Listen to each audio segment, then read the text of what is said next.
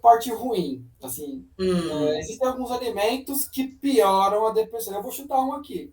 Eu acho que hum, tudo que tem muito açúcar é ruim. Estou chutando aqui. Não sei se eu é. tô A certo. gente ouviu de episódios anteriores que o açúcar tem uma propriedade inflamatória, né? Essa é Isso, uma e situação tem que sim. pesa.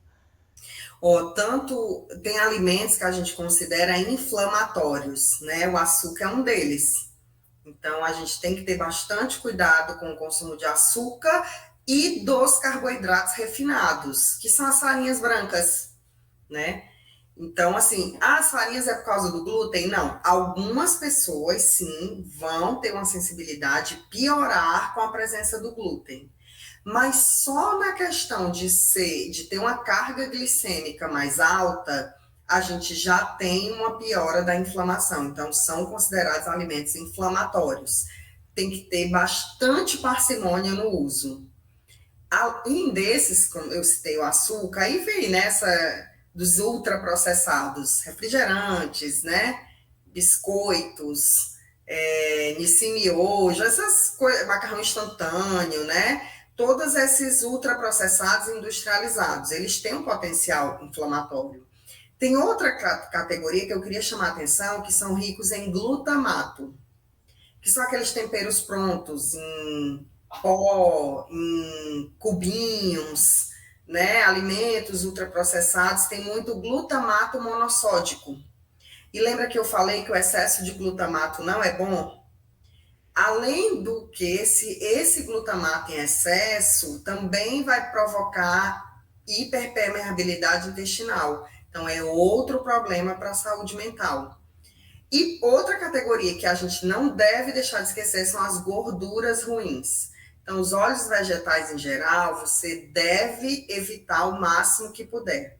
Então, prioriza o azeite de oliva, prioriza o óleo de coco, óleo de amêndoa, óleo de... Porque tem um óleo de amêndoa de consumo, né? Não tem óleo de gergelim. Óleos que a gente possa utilizar na cozinha e que não sejam é, óleos vegetais tipo de soja, de canola, de milho, né? Esses a gente evita. E também não exagerar nas gorduras saturadas, né? Que são as das carnes. Também não pode sair exagerando. Ah, então carne é saudável, eu vou exagerar? Não.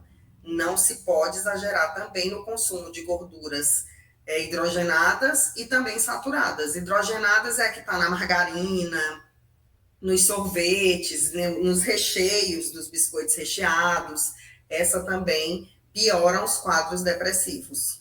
Essa ideia do processo inflamatório quer dizer que quando você ingere um alimento desse tipo, vai ter uma queimação muito forte lá por dentro? O que acontece quando esse alimento é ingerido? Deixa eu tentar explicar como é que acontece essa inflamação para a gente entender, né? O que acontece? O principal ponto onde começa essa inflamação é lá no intestino. Por quê? Eu consumo alimento, eu como alimento, e ao passar por todo o trato digestivo, a absorção ela acontece aonde? Intestino. É lá onde eu vou ter a absorção de nutrientes e de tudo que for passar, né? De alguns metabólitos, de restos de proteína. Então, tudo vai estar lá no intestino, nessa absorção.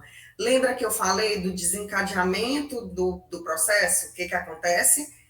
O intestino deixa passar, ativa o sistema imune e lá eu começo a formar substâncias pró-inflamatórias na corrente sanguínea, por conta do meu sistema imune. E aí começa a inflamação que eu não vejo, mas que ela é subclínica, porque eu não vejo, mas é crônica. É a partir daí que eu inflamo, né? O meu sistema imune vê aquilo como um agressor, começa a desencadear essa reação imunológica e ali começam a se formar citocinas pró-inflamatórias que vão causar inflamação. E essa inflamação se dissemina na minha corrente sanguínea.